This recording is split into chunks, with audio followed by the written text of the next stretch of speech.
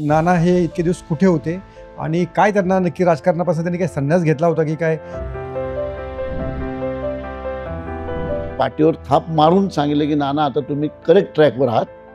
पहिला आपला बिझनेस सांभाळा, राजकारण आपल्याला आयुष्य भरले पाडायला. मला असं वाटतं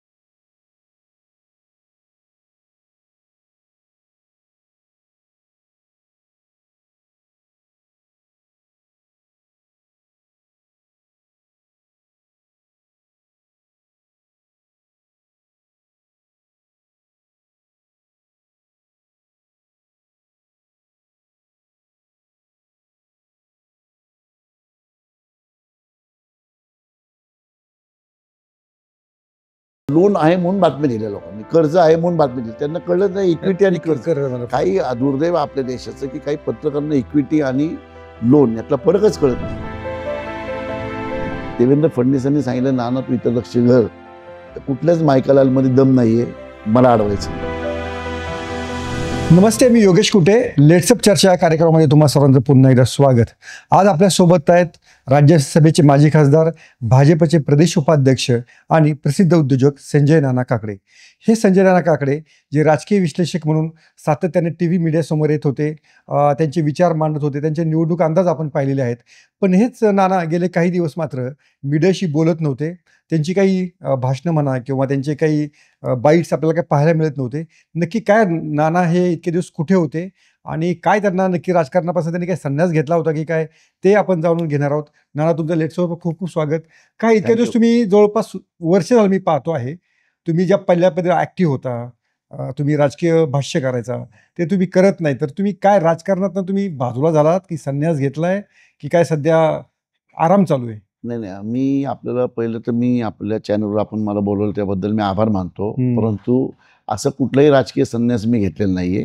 जर मी राजकीय संन्यास घेतला असता तर मी आपल्याला प्रेस कॉन्फरन्स घेऊन क्लिअर केलं असतं बरं. की राजकीय संन्यास मी घेतोय किंवा राजकारणानं बाजूला पडतोय. मी माननीय देवेंद्र फडणवीसांचा कार्यकर्ता हे सगळ्या महाराष्ट्राला माहिती आहे. म्हणून मला जे योग्य वाटलं त्या गोष्टी मी करतो, केलेल्या आहेत. आणि मी देवेंद्र फडणवीस साहेबांच्या कानावर पण घातलेलं आहे की बाबा मी सध्या माझ्या बिझनेसमध्ये जो की मी 10 वर्ष राजकारणामध्ये खूप जास्त वाहत गेलो होतो, त्यामुळं माझ्या स्वतःच्या बिझनेसमध्ये थोडासा मी मागं पडलो होतो. तो बिझनेस नैतिक जबाबदाऱ्या असतात, जागा मालकांच्या जबाबदाऱ्या असतात, आपण बँकेतनं घेतलेल्या पैशाला आपण जबाबदार असतो, लोकांना काही कमिटमेंट केलेले असतात. त्या कमिटमेंट मी या राजकारणामुळे थोड्याशा लांबल्या गेल्या होत्या. बरं. माझ्या वेळेअभावी. बरं. असं काही नैतिकता अशी कुठली वेगळी नव्हती की बाबा आपण मुद्दाम टाळतोय किंवा काय. तर मी साहेबांना पण सांगितलं होतं की 1 वर्षापूर्वी की साहेब लोकसभेच्या निवडणुका झाले मी सांगितलं की मला सध्या 1 वर्ष थोडं गॅप द्या तुम्ही. माझा व्यावसायिक क्लिअर करून सगळा नैतिक जबाबदाऱ्या आहेत ज्या माझ्या राजकीय सोडून ज्या जबाबदाऱ्या माझ्या बिझनेसच्या त्या पूर्ण करतो. आणि मला त्यांनी आनंदात पाठीवर थाप मारून सांगितलं की नाना आता तुम्ही करेक्ट ट्रॅकवर आहात. बरं. पहिला आपला बिझनेस सांभाळा, राजकारण आपल्याला आयुष्य भरले पाडायला. ओके. त्यामुळे मी सध्या माझ्या बिझनेसमध्ये सक्रिय आहे आणि लवकरच बिझनेस माझा संपला की मी देवेंद्र फडणवीस साहेबांच्या आदेशानुसार काम करायला सुरुवात करेल. पण इतके दिवस तुम्ही राजकारणामध्ये होता, 10 वर्ष तुम्ही सतत BJPची बाजू मांडत होता. BJPवर तुम्ही काय नाराज होता का? आपल्याला जी पाहिजे ती जबाबदारी मिळाली नाही, तुम्हाला जे 2020 मध्ये तुमचं जे संपलं राज्यसभेचे खासदार की तो तुम्हाला मिळाला नाही, तसं त्याच्यामुळे तुम्ही नाराज होता का? मी BJPची बाजू मांडत नाही, मी माझ्या पक्षाची, म्हणजे भारतीय जनता पक्ष माझा पक्ष आहे. हा पक्ष एका कोणाची मक्तेदारी नसती. बरं. भारतीय जनता पक्ष हा आमच्या भारतीय जनता पक्ष कार्यकर्त्यांचा पक्ष आहे. त्याच पक्षात 10 वर्ष होतो, त्याच पक्षात 10 वर्ष काम केलं आणि आजही मी त्याच पक्षात आहे. असं आपल्याकडं तुम्ही एक पाहिलं असेल की पद असेल तरच आपण सक्रिय व्हायचं असतं किंवा पद असेल तरच आपण जनतेची कामं करायची. हे तर म्हणजे हे गणित माझ्या डोक्यातच बसत नाही. बरं. आपण पक्षाचा एक कार्यकर्ता आहे. मग असं तुम्ही म्हटलं की बाबा कार्यकर्त्याची नोंदणी असती, ती नोंदणी माझी कार्यकर्ते म्हणून आहे. बरं. आज प्रदेश उपाध्यक्ष म्हणून पण आहे मी. परंतु आपलं पद असू नसू काम करत राहायचं. भारतीय जनता पक्षाच्या कुठल्याही कार्यकर्त्यांनी पुण्यातल्या आजही सांगावं, बाबा मला त्यांनी सांगितलेली कामं झाली नाहीत माझ्याकडून, किंवा मी पक्षाच्या कुठल्या कार्यकर्त्याचा फोन उचलला नाही किंवा काम केलं नाही, किंवा सक्रियचा अर्थ दोन असतात. एक की बाबा आपल्याकडे कुठेतरी पद असतं, मंत्री असेल, खासदार असेल, आमदार असेल, नगरसेवक असेल, त्यात एक सक्रियता असते. पण माझ्या मते कुठलंही पद नसेल तर तुम्ही चांगलं काम करू शकता पक्षासाठी आणि पुणे शहरातल्या नागरिकांसाठी. पण खासदारकी न मिळाली, रिपीट न झाल्यामुळे तुम्ही नाराज होता का? नाही, मी नाराज बिलकुल नव्हतो. कारण ही खासदारकी बघा, खासदारकी ही कुणाची वडिलोपार्जित प्रॉपर्टी नसती किंवा आपली हक्काचं असं काही नसतं. खासदार मी स्वतः झालो तेव्हा अपक्ष झालो आणि बिनविरोध झालो. अख्ख्या भारतात कदाचित माझं पहिलं उदाहरण आहे. कुठल्याही पक्षाचं सदस्य नसताना बिनविरोध खासदार, बिनविरोध ना, सत्ताधारी म्हणजे अपक्ष खूप 4-5 खासदार होते, पण निवडणुका झाल्या. बरोबर. त्यांच्या समोर उभं राहिलेलो. माझ्या समोर कोणी उभं राहिलं नाही, म्हणून मी माझ्या ताकदीवर खासदार झालो. परंतु नंतर मी पक्षाचं काम करायला लागलो आणि त्यावेळेस त्या अडचणी आल्या पक्षाला. आता आपल्याला माहिती आहे, उदयनराजे जे आहेत ते आपल्याकडे 19ला त्यांनी राजीनामा दिला. राष्ट्रवादी काँग्रेसचा खासदार असताना 6व्या महिन्यात राजीनामा दिला, आमच्याकडे आले. दुर्दैवाने ते निवडणुकीत पराभव झाला त्यांचा. मग माझ्यापेक्षा क्रमप्राप्त आहे की त्यांना पराभव झाल्यामुळे त्यांना आमच्या पक्षावर जो विश्वास टाकला होता, मी त्याच्याबद्दल 1-2 स्टेटमेंट पण दिले होते. पण नंतर माझे कान आणि डोळे देवेंद्र फडणवीस साहेबांनी उघडले की अरे, पक्षासाठी त्या माणसाने एवढा त्याग केलेला आहे. नाना, तुम्हीच सांगा कोण महत्वाचं आहे. मग मी मान्य केलं. तोपर्यंत मी जरा म्हणत होता, अरे माझी नैतिकता होती, दिलं पाहिजे. पण जेव्हा मला त्यांचा त्याग कळला की चालू खासदारकी राजीनामा देणं आमच्या पक्षासाठी आणि निवडणूक लढणं ही खूप अवघड गोष्ट होती. तुम्ही तेव्हा उदयनराजेंची त्या निवडीवरती थोडंसं नाराजी व्यक्त केली होती. तेव्हा उदयनराजेंनी तुम्हाला फोन आला होता का नाना तुम्ही काय असं करता? नाही, त्यांना त्यांच्या आणि उदयनराजेंनी त्या काळात त्यावेळेस त्यांनी खरोखरच संयम ठेवून देवेंद्र फडणवीस साहेबांनी त्यांना सांगितलं की आता तुम्ही काही स्टेटमेंट याच्या विरोधात काही देणं किंवा संजयला काय बोलणं योग्य नाहीये. त्यांनी त्यांचा स्टेटस आहे जसं त्यांचं नावाचं तसं त्यांनी वागणूक ठेवून त्यांनी कुठलाही मला अभिप्राय किंवा कुठे फोन नाही केला. पण खरं तर 2020 मध्ये चांगली परिस्थिती होती, महाविकास आघाडी सरकार होतं, हे होतं. तुम्ही कोणत्याही बाजूने जरी उडी मारली असेल, तुम्हाला 2020ची राज्यसभा मिळवणं काय अवघड नव्हतं. नाही, पण तरी त्यावेळेस कोरोनाचा काळ होता आणि त्यावेळेस निवडणुकांमध्ये बिनविरोध निवडणुका होणं खूप महत्वाचं आहे. कारण माझ्या एकट्यानं मी परत अपक्ष फॉर्म भरला असता, मला काही नामदारांचं म्हणणं होतं की भरा तुम्ही अपक्ष, परत अपक्ष फॉर्म जर भरला असता मी, तर त्यावेळेस नेमकं कोरोना होता आणि सभागृहामध्ये निवडणुका लागल्या असत्या, सगळ्यांना मतदानासाठी यावं लागलं असतं. ते मी टाळलं. मला बऱ्याचशा नेत्यांची, मी नाव न घेता सांगतो, बऱ्याच नेत्यांची, नंबर 1च्या नेत्यांचे प्रत्येक पक्षातले की फोन आले की तुम्ही फॉर्म भरू नका, कोरोनाचा काळ आहे, तुम्हाला आम्ही इथे पुढे काही लागले तर मदत करू. माझ्या पक्षातनं पण मला सांगण्यात आलं होतं की अशा काही गोष्टी करू नका, आपण पुढे तुम्हाला फ्युचर चांगलं आहे, तुम्ही थांबा संजय. आणि कोरोनाचा काळ होता, आपण आठवत असेल तर सगळं पूर्ण लॉकडाऊन होतं, 100% लॉकडाऊन होतं. अशा काळात मी फॉर्म भरणं म्हणजे योग्य वाटत नव्हतं मला पण.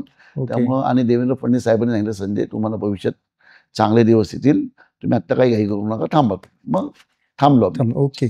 पण आता ज्या पद्धतीने भाजपचं सरकार आहे आणि महायुतीचं सरकार आहे, भाजपला सर्वाधिक जागा महाराष्ट्रामध्ये मिळालेल्या आहेत, तर अशा वेळेस तुमचं पुनर्वसन कुठे करणं सोपं होतं? माझ्या मते तुम्हाला आता सांगितलं मी, पक्ष म्हणजे देवेंद्र फडणवीस आहेत माझ्यासाठी. मी नवीन आहे पक्षामध्ये आणि पक्ष म्हणजे देवेंद्र फडणवीस हे सगळ्या जगाला माहिती. त्यामुळे ते जो निर्णय घेतील, जेव्हा घेतील, तो योग्य वाटेल. तो मला, माझं पिंड नाहीये राजकारण. बघा, एखाद्याचं पिंड असतं. माझं पद गेलं, मला महाराष्ट्रातले एक खूप मोठ्या नेत्याने बोलवलं, काय रे संजय, आम्ही पाहतो, पण त्यांनी आधी माझी बॉडी लँग्वेज चेक केली, कसं बोलतोय, काय बोलतोय, तर मी एकदम खुश होतो किंवा खासदारकी गेली तर मला माझ्या बुद्धीला, माझ्या विवेक बुद्धीला समजते की खासदारकी आपल्या बापाची जागिरी नाही की गेली की दुःख वाटण्यासारखं, किंवा आपली प्रॉपर्टी पण नाही की गेली तर दुःख वाटावं. मला त्यांनी आधी चेक केल्यानंतर म्हणलं, अरे नगरसेवक पद गेलं की लोक रडतात, 3-3 महिने बाहेर पडत नाही. तर मी त्यांना सांगितलं, साहेब हे पद आहे ना, हे आपलं मिळालेलं पद आहे, हे आपली कुठलीही मालमत्ता नाही किंवा आपले कुठं त्यासाठी जे काही परिश्रम केलेलं असतं तेवढ्यापुरतं असं 6 वर्ष करता आपण ऍक्सेप्ट केलेलं आहे, मी ऍक्सेप्ट केलेलं आहे. मग 6 वर्ष करता पद गेल्यानंतर मला काय मिळेल नाही मिळेल याची काही अपेक्षा नव्हती. देवेंद्र फडणवीस साहेब माझे नेते पूर्वी पण होते, आजही आहेत. उद्या पण भविष्यात राहतील. मग तो जो निर्णय घेतील जेव्हा कधी हो. तो मला मान्य राहील. मला असं पूर्ण पूर्ण 100% पद असेल तरच मी राजकारणात सक्रिय राहील किंवा काम करेल लोकांचे, असं बिलकुल नाहीये. ओके. तुम्ही पुणे शहरात कुठल्याही कार्यकर्त्याला विचारू शकता. माझ्याकडे आजही ते लोक आले तर कामं त्यांचे मी करतो, ज्यांचे होतात ते खुश होतात, ज्यांची नाही झालीत कामं तर ते म्हणतात बाबा प्रयत्न केले, त्यामुळे ओके. खुश होऊन जातात. एक त्यात फक्त तुम्ही तुमच्या आनंदी आहे. वैयक्तिक याच्यावरती विचारतो, नंतर आपण पुढच्या याच्यावर राहू, की जेव्हा तुम्ही राजकारणामध्ये 2014-15 एंट्री केली होती, तेव्हा तुमचं वर्णन एका वर्तमानपत्रामध्ये असं झालं होतं की पुण्याचे भावी SK म्हणजे सुरेश कलमाडी तसे संजय काकडे, ते संजय काकडे पॉलिटिकल एवढे सेटबॅकमध्ये जातील असं तुम्हाला अंदाज होता का? पण मला असं वाटतं की राजकारणातलं पद असेल तर आपण हिरो आहे, राजकारणाला पद नसेल तर आपण बॅकला गेलो, असं काहीच नाहीये. काहीच वाटत नाही मला हे कधी मला माझा कॉन्फिडन्स कधी वाटला हा की माझा मागच्या आठवड्यात वाढदिवस झाला. बरं. तुम्ही बघा रती महारती लोकांच्या वाढदिवसाला किती लोक येतात ते त्यांनाही माहिती आहे. माझ्या वाढदिवसाला किती लोक येतात. पद नसताना गेले 5-6 वर्ष कुठलंही पद नसताना मला खूप मोठा एक नेता म्हटला परवा, संजय एवढं तुमच्याकडे पद नसताना पण एवढी लोक तुमच्या वाढदिवसाला असं आम्ही एका छोट्या चॅनलला बघितलं म्हणे, तर कसं आहे म्हणजे काय कारण याचं. मी म्हणलं साहेब मी 10 वर्ष नाही 10 वर्ष राजकारणात पण गेले, 35 वर्ष व्यवसाय ते व्यवसायाच्या निमित्ताने मी मदत करतो लोकांना, त्यामुळे लोक येतात. पण पद असावंच असं मला कधीच वाटलं नाही. बरं. पण तुमच्या पुण्याच्या प्रवाहामध्ये वाटतो आपण पुण्याचं SK बनण्याचं स्वप्न होतं का? नाही बिलकुल नव्हतं. मला हेच गोष्ट अरुण म्हणून आहे, अरुण म्हात्रे, त्यांनी निवडणुका झाल्या हा प्रश्न विचारला होता. निवडणुका झाल्या, मी म्हटलं होतं की आम्ही काही करून 92 नगरसेवक भाजपचे 2017 मध्ये. हा, आणि मी 2017ला आमचे 98 नगरसेवक निवडून आले. त्यावेळेस मी निवडणुकाचा प्रचार म्हणजे निवडणुकाचा निकाल लागल्यावर 5 वाजता मुंबईला साहेबांना भेटायला आलो होतो. अरुणचा खूप आग्रह होता की एक बाईट द्याच मला, मी गाडीत बाईट दिली. त्यांनी हाच प्रश्न केला मला, पण मी म्हणलं बाबा काही संबंध नाहीये, कलमाडीची जागा मला घ्यायची काही इच्छा नाहीये आणि काही होणार पण नाही. हा सगळा विजय जो झाला होता हा मोदी आणि देवेंद्र फडणवीस 2 वर्ष आधी खासदार हे झाले होते, CM साहेब CM झाले होते, आणि त्यांचं काम आणि आमची मेहनत ह्या ताकदीवर झाले. तर असं कलमाडी वगैरे होण्याचं असं कोणाची उपमा घेऊन मला जगण्यात अर्थच नसतो. म्हणजे आपण ते मिरवायचं, कोणासारखं तरी आपण दिसणं किंवा कोणासारखं तरी आपण वागणं किंवा कोणासारखी तरी पद आपल्या हातात मिळावं, हे असं माझ्या लहानपणापासून मी कधी ठरवलं नाही किंवा विचारही नव्हते. तसं असतं तर मला अवघड नव्हतं. अच्छा. तुम्हालाही माहिती आहे की बाबा 50 नगरसेवक मी निवडून आणले होते भाजपचे, हे जग जाहीर आहे, तुम्हीच म्हणता सगळं. तर 50च्या 50 माझ्याकडे यायचे, मी ग्रुप केला असतं. म्हणजे शक्य नव्हतं असं नाहीये, पण मला त्या गोष्टीत म्हणजे असं कोणी एक कल्ली आपण व्हायचं असं कधी माझा स्वभाव पण नाहीये आणि मला व्हायचंही नव्हतं. ते हे वस्तुस्थिती त्यावेळेस मी सांगितलं, निवडणुका झाल्या म्हटलं होतं की हे जे काय आहे हे सर्व कार्यकर्त्यांचं श्रम आहे. आणि मी आजही सांगतो, मी सगळ्या कार्यकर्त्यांना इतका महत्व देतो की मी कोणी आहे वेगळा असं दाखवत नाही. मी झोपडपट्टीतल्या आमच्या स्थानिक कार्यकर्ता येऊ किंवा आमच्याकडे आमदार येऊ, मंत्री येऊ, खासदार येऊ, ज्या पद्धतीने वागतो त्याच पद्धतीने त्याशी पण वागतो. त्यामुळे मला कलमडे असं वागत नव्हतं. अच्छा. त्यामुळे मला ते वागण्यात कधी जायचं नाही, इच्छाही नव्हती आणि जाणारही नाही. ओके. आता आपण सध्याच्या राजकारणाकडे येऊया आणि याच्यामध्ये तुमचा जो पुण्याचा अंदाज आहे त्याचा जवळपास 167 जागा पुणे महापालिकेमध्ये आहेत. तर तुम्हाला वाटतं महायुती ही एकत्रितरित्या निवडणूक लढवेल, राष्ट्रवादी काँग्रेस, अजित पवार आणि भाजप एकत्र लढतील असं तुम्हाला पुण्यापुरता तरी अंदाज? नाही, असं आहे की ह्या गोष्टीसाठी तुम्ही विचारलेल्या प्रश्नामध्ये 3 वेगवेगळे प्रवाह आहेत. बरं. एक कार्यकर्ते आमचे जे आहेत त्यांचा प्रवाह वेगळा असतो. बरं. एक स्थानिक नेते असतात जे कार्यकर्त्याला मार्गदर्शन करतात. मग ते मुरली मोळ असेल किंवा चंद्रकांत पाटील असेल, मी असेल, माधुरी मिसाळ किंवा आमदार असतील आमचे आमदार किंवा गट नेते धीरज घाटे असेल, अशा लोकांचा एक विचार असतो. आणि मुंबईमधल्या लोकांचा एक विचार असतो. जे आमचे CM साहेब आहेत, अध्यक्ष आमचे रवी चव्हाण असतील किंवा आमचे पहिल्या फळीतले नेते असतील, यांचा एक वेगळा विचार असतो. त्यांचे पालकमंत्री असतो, त्या पालकमंत्र्याचा दृष्टिकोन. आता कार्यकर्त्याचा प्रवाह असतो की बाबा नाही, प्रत्येकाला तिकीट मिळालं पाहिजे, युती झाली तर आमच्यातले काही हिस्से त्यांना जातील, त्यांच्या कार्यकर्त्याची तीच धारणा असती. एक माझ्यासारखा विचारधारा असतो की बाबा नाही, आपण असं करू, काही गरज नाही युती करायची, कारण आज रोजी आमचे 98 नगरसेवक आहेत. बरोबर. 26-27 जवळजवळ 30 2 नंबरला होते, म्हणजे 130 आकडा गेला. राहिले 35, 36, 37 जे काय राहतील ते. त्याच्यामध्ये एकनाथ शिंदे साहेब किंवा अजितदादा हे ऍक्सेप्ट होतील का? साहजिक हे नाही होणार. त्यामुळं आत्ता स्थानिक अजितदादांचे 35 नगरसेवक आहेत. मग त्यांच्या 35 प्लस त्यांचे काही 2 नंबरची सीट आहेत. एकनाथ शिंदेचा एकच नगरसेवक हो, आता हो. इथं सध्या बरोबर. आणि नाना- दंगेकर होय.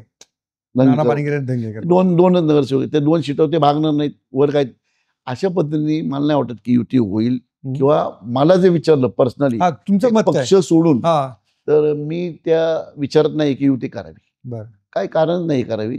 म्हणजे हा 2000 साधारण 99 पासून जर आपण बघितलं, हो, 99 पासून सत्तेमध्ये जे 2 असतात, हो, 99 पासून, हो. 99 आधी नाही, हो. सत्तेत कितीही लोक असू द्यात, निवडणुका स्थानिक लेवलच्या म्हणजे नगरपालिका असतील, जिल्हा परिषद असेल किंवा महानगरपालिका, हे वेगळ्याच लढलेले आहेत. बरं, काँग्रेस राष्ट्रवादी पण काँग्रेस वेगळे राष्ट्रवादी पण वेगळे लढत होते. शिवसेना भाजप त्याच्यानंतर- वेगळे. बरोबर, त्याच्यानंतर आम्ही सत्ता आल्या आमच्या 2014 17 निवडणूक आम्ही वेगळे लढलो. बरोबर. हे सगळं महाराष्ट्रात वेगळं लढलो आम्ही. असं नाही की कुठं एका जागी युती केली. आज आपण बघितलं तर महाराष्ट्रात मला नाही वाटत कुठंच युती होईल आमची. कारण मुंबईमध्ये 82 सीट आमच्याकडे आहेत. पुण्यामध्ये 98 सीट आमच्याकडे आहेत. कल्याण डोंबिवलीमध्ये मेजर सीट आमच्याकडे आहेत. नाशिकमध्ये मेजर महापौर आमचा होता मागं पण. होय. औरंगाबादमध्ये महापौर आमचा होता. नागपूरमध्ये महानगर आमचा होता. म्हणजे वसई, विरार, नांदेड, ठाणे आणि मुंबई महानगरपालिका, या 4 महानगरपालिका सोडल्या तर बऱ्यापैकी सत्ता कोल्हापूरला पण मिक्स होती. हो. तोडफोड करून बरोबर, केली होय, होती. होय. सोलापूरला आमचीच होती. म्हणजे बऱ्यापैकी सगळ्या महानगरपालिकेमध्ये महाराष्ट्रात आमच्या महानगरपालिका आमच्याकडे होत्या. त्या होत्या म्हणजे का होत्या की मेजॉरिटी आमच्याकडे होती. आता तेवढ्या मेजॉरिटीला आम्हाला हे दोघं म्हणजे अजितदादा किंवा एकनाथ शिंदे तेवढी सीट आमच्या ॲक्सेप्ट करून युती करणार नाहीत. बरं, ओके. त्यामुळं मला वाटत नाही की आमची युती होईल. आणि मला जर पर्सनल विचारलं तर युती करू नये ह्या विषयाशी मी ठाम आहे. ओके. पण आता जर असं पाहिलं तर लोकांचं मत असं आहे की नाही, एकनाथ शिंदे आणि अजित पवार हे 2 राज्यामध्ये जे बडे नेते हे भाजपच्या दबावाखाली आहेत. त्यांना भाजप सोडून त्यांना कुठं जायचं नाहीये. त्यामुळे भाजपमधील तसे ते वागतील असं पण बोललं जाते. तर तुमचा काय एक नाही, अंदाज आहे? मला असं वाटतं की बघा, नाराजी ही प्रत्येक नेत्याला असते. बरं. प्रत्येक नेता नाराज असतो. हं, तुम्ही साधं बघा, कार्यकर्त्याला तुम्ही सरचिटणीस करा, हं. त्याला वाटतं कॉर्पोरेशनचं तिकीट मिळावं. कॉर्पोरेशनचं तिकीट मिळालं त्याला वाटतं स्टँडिंग कमिटी मिळावी. स्टँडिंग कमिटी मिळाली की त्याला वाटतं महापौर व्हावं. महापौर वाटलं की मग आमदार व्हावं, खासदार व्हावं. हे इच्छा प्रत्येकाच्या मनात असतात. बरं. त्यात काही चुकीचं नाही. आपण बघितलं असेल की आमचे 123 हं, आमदार असताना, हं. 123 आमदार असताना सगळी यंत्रणा आमची वापरून सुद्धा अपेक्षित देवेंद्र फडणवीस साहेब मुख्यमंत्री व्हावेत या सगळ्या प्लॅनिंगने आम्ही 2023ला जी काय नाराज लोकांना आम्ही घेतलं जवळ. हो. नाराज म्हणजे काय, एकनाथ शिंदे नाराज होते उद्धव साहेबांच्या कामाच्या वर्किंग हो, स्टाईलनी किंवा हो, काही कारणं असतील. हं. त्यांना आम्ही आमच्याकडे घेतलं आणि झटदिशी आम्ही मुख्यमंत्री केलं त्यांना. बरोबर. त्यांच्यावर किती लोक आले होते? 40. 50 टोटल मिळून 50. 50 अपक्ष म्हणून 50. हो. 50 मध्ये आम्ही त्यांना मुख्यमंत्री केलं. वास्तविक नैतिकता काय म्हणते की भाजपचा मुख्यमंत्री झाला पाहिजे होता. बरोबर. पण आम्ही काय म्हटलं, चला आम्ही आमच्या सगळ्या पक्षाचे 123 आमदारांचे आग्रह होता की देवेंद्र फडणवीसच मुख्यमंत्री झाले पाहिजेत. पण एकनाथ शिंदेनी त्यावेळेस आग्रह केला, आम्ही त्यांना लगेच मुख्यमंत्री केलं. हं. त्याच्यानंतर आत्ता निवडणुका झाल्या, हो. गेल्या वर्षी त्याच्यात आमचे 133. 33 आमदार झाले. हो. ह्यांचे 50 झाले, अजितदादांचे 40 होय. झाले. आता अजितदादांनी एका मिनिटात सांगितलं की भारतीय जनता पक्षाचा मुख्यमंत्री आम्हाला मान्य आहे. बरोबर, तो कुणी असेल, आमच्याशी काही त्याचा संबंध नाही. बरोबर. एका मिनिटात दिलं. त्याच्यानंतर 15 दिवसांनी मंत्रिमंडळाच्या सगळ्या नंबर आले आणि एकनाथ शिंदेंनी पण त्यावेळेस मीडियाने असं पसरवलं, हं. एकनाथ शिंदे साहेब नाराज आहेत, एकनाथ शिंदे साहेब नाराज आहेत, त्यांना मुख्यमंत्री करायचं होतं. हं. कुठल्याही आमच्या म्हणजे जितके पण सभा झाल्या, हं. देवेंद्र फडणवीसलाच मुख्यमंत्री म्हणून फोकस केलं होतं. बरोबर. त्यांनाच मुख्यमंत्री म्हणून आम्ही सगळीकडे फोकस केलं होतं. पण रिपीट मुख्यमंत्री एकनाथ शिंदेच होतील असं कुठेही काडी मात्र कुठे चिन्ह दिसत नव्हतं किंवा त्यांनाही सांगितलं होतं किंवा काही बरोबर. नव्हतं. हे मलाही माहिती आहे. हो. त्यामुळं असा पब्लिकमध्ये मीडियामध्ये ते मुख्यमंत्री म्हणून नाराज आहेत ओके. असं काही नाहीये. पक्षवाढीसाठी जे काही करायचं असतं हं. तो आपापला पक्ष करतोय. अच्छा. आणि 1,00,000% हं. जर एकनाथ शिंदे नाराज असते तर त्यांच्या स्वभावाप्रमाणे मी काय सांगतोय नीट ऐका, ते 40 वर्ष ज्या पक्षात राहिले त्या पक्षात जेव्हा ते नाराज झाले तेव्हा बाहेर पडले. बरोबर. आता जर ते नाराज असते तर बाहेर पडले असते. अच्छा. बिलकुल नाराज नाही. अजितदादा पण नाराज नाहीत, एकनाथ शिंदे पण नाराज नाहीत. उलट तुम्ही बघा बॉडी लँग्वेज, तिघं एका स्टेजवर असताना तिघांचे चेहरे किती प्रसन्न असतात. त्यामुळं हे सगळे अफवा हे ओके. मीडियानी काय करतात, मीडियानी पण सध्या काही नेते अवाक सवाक अंदाज बांधत असतात. तसं आता मीडिया पण काही काही गोष्टीत अवाक सवाक एक अंदाज मी तुम्हाला बांधेल. अंदाज एक विचारतो तुम्हाला की खरोखरीच एकनाथ शिंदेची जी शिवसेना आहे ती पुढच्या काळामध्ये अभेद्य राहील आणि त्यातला कोणी भावी एकनाथ शिंदे होणार नाही असं तुम्हाला वाटतं? तेव्हा मला जी माहिती आहे, म्हणजे मला जो अभ्यास आहे त्याप्रमाणे बघा, हे ममता बॅनर्जी असेल, नितीश कुमार असेल, एवन शरद पवार असेल, हे जे मोठे नेते झाले प्रत्येक राज्यामधले मोठे नेते, हे एका कुठल्या तरी पक्षात होते. त्याच्यानंतर फुटून त्यांनी स्वतःचा वेगळे पक्ष काढले. ममता बॅनर्जी 83 ला फुटली, शरद पवार 2 वेळा फुटले, 85, 83 ला फुटले, परत 97 ला वेगळा पक्ष काढला. त्यामुळं पक्ष एक मोठा झाला की तिथं इच्छुक खूप तयार होतात. आता एकनाथ शिंदेचा पक्ष मोठा झालाय, शिवसेना मोठी झाली तेव्हा भुजबळच्या अपेक्षा वाढल्या, भुजबळ साहेब वेगळे निघाले. बरोबर. शिवसेना मोठी झाली, नारायण राणेच्या अपेक्षा वाढल्या, ते ते वेगळे झाले. शिवसेना खूप मोठी झाली, राज ठाकरे वेगळे झाले. तशी एकनाथ शिंदेची आता हा पक्ष जो आहे खूप मोठा होत चाललाय आणि जर खूप मोठा झाला तर साहजिक अपेक्षा असतात.